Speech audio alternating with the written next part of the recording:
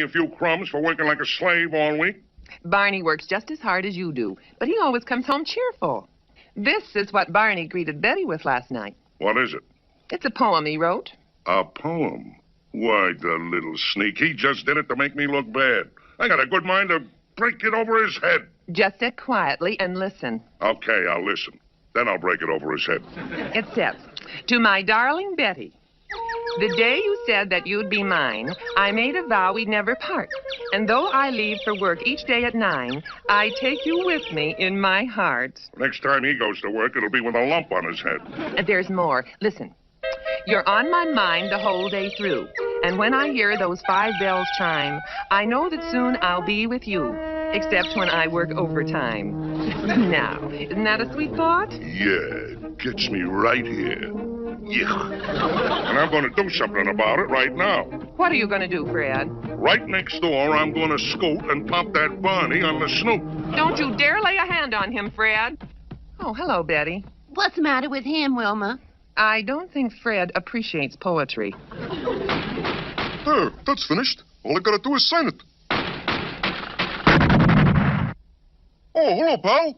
Come on in. You mean ex-pal? Why, what did I do, Fred? You wrote a poem for Betty, that's what. Well, why should that make you mad, Fred? Because every time you do something nice for Betty, Wilma expects me to do the same. Wilma expects you to do something nice for Betty, too? No, you lunkhead. She expects me to do something nice for her. What's the idea of writing poems anyway? Why don't you act like a normal husband? Well, I can't help it, Fred.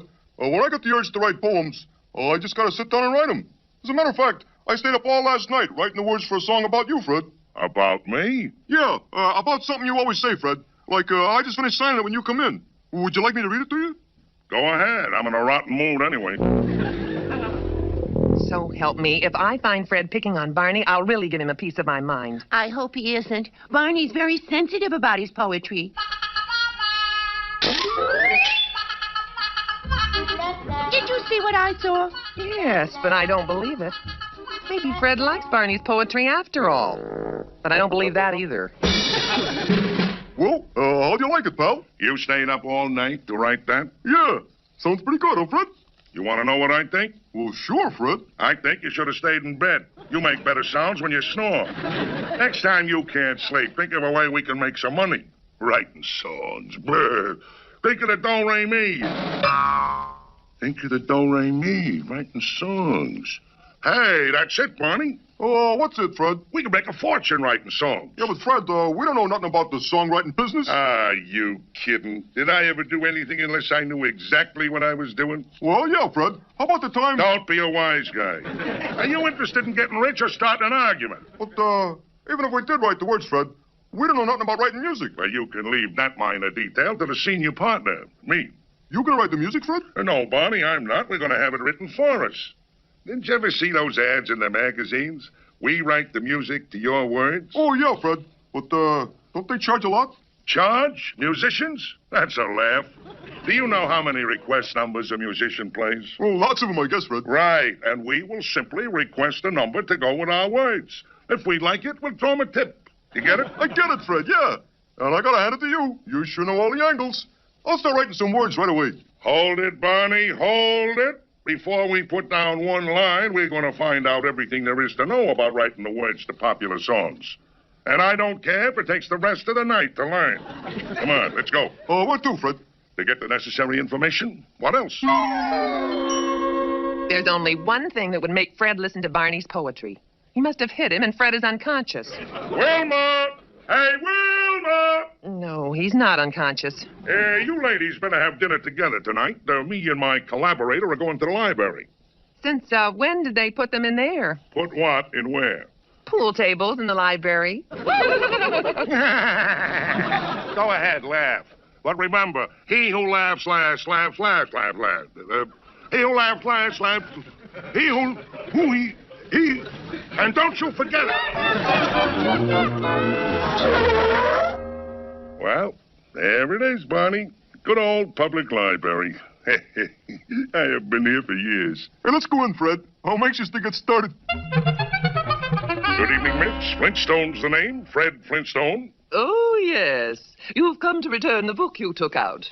It's a little overdue, you know.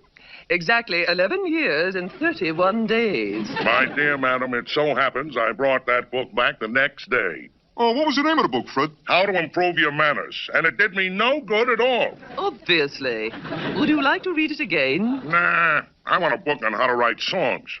Oh, we have one called There's Loot in Lyrics. Get that title, Barney? There's loot in lyrics. What did I tell you? You'll find it on shelf 14.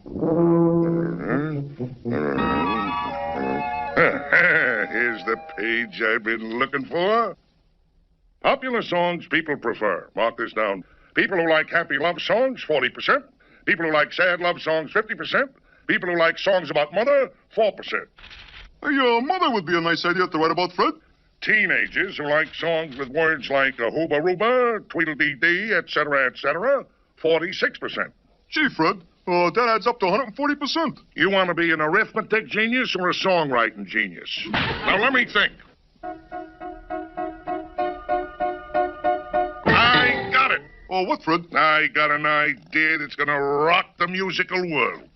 Our song will have every one of these ideas in it. That way, all the people will like it, all 140%. Come on, Barney, let's go home and get to work. Gee, Fred, can we wait till tomorrow? I'm getting awful sleepy. Barney, people all over the world are waiting to sing our song. Do you want to disappoint them? Not the whole 140% of them.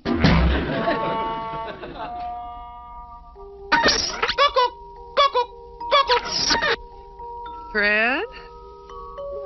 3 o'clock in the morning, and those two characters are still at it. Now I know how Mrs. Gilbert and Sullivan felt. We gotta get that mother angle in the song someplace.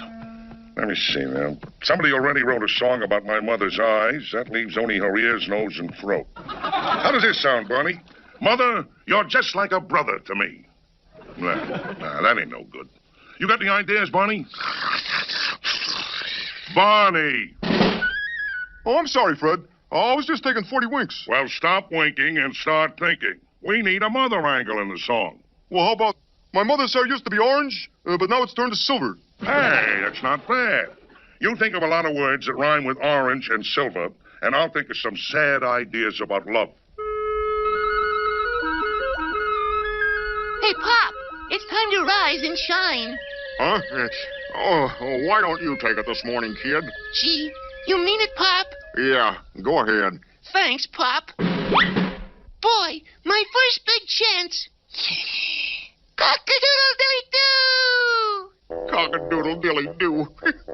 One simple line and he muffs it. Good heavens. Barney hasn't been to bed at all. They must still be working. There you are, Fred. It's finished. Yabba-dabba-doo! We did it! Wilma! Come on over, Wilma. I got a surprise for you. Here it is, girls. Our first song hit, and it's great, isn't it, Barney? Now, let's see a little life, collaborator. Yippee! Into the shower with you, buddy. And then we're off to see the wizard who's going to write the music to these beautiful words. Scat von Rocktoven, music written to your lyrics. This is the guy we want to see, Barney. Enter, lovers of music. Pardon me, we saw your ad in the paper and, Say no more, friend. You got pretty words, and you want Scat to put down the pretty black dots. What does he mean, Fred? How should I know? I ain't no musician. We got the words, but we don't need any black dots. We need music to go with it. You guarantee that you'll write us a hit? You guarantee to pay in cash? Certainly.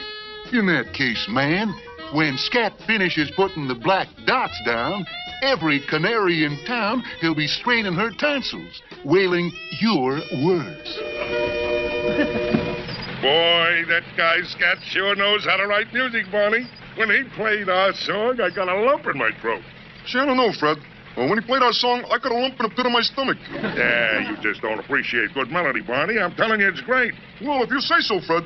Hey, where are we going now? To see Roland Rockwell, the top music publisher. And when we're there, let me do the talking. I don't want him to think we're amateurs. Well, I won't say a thing, Fred.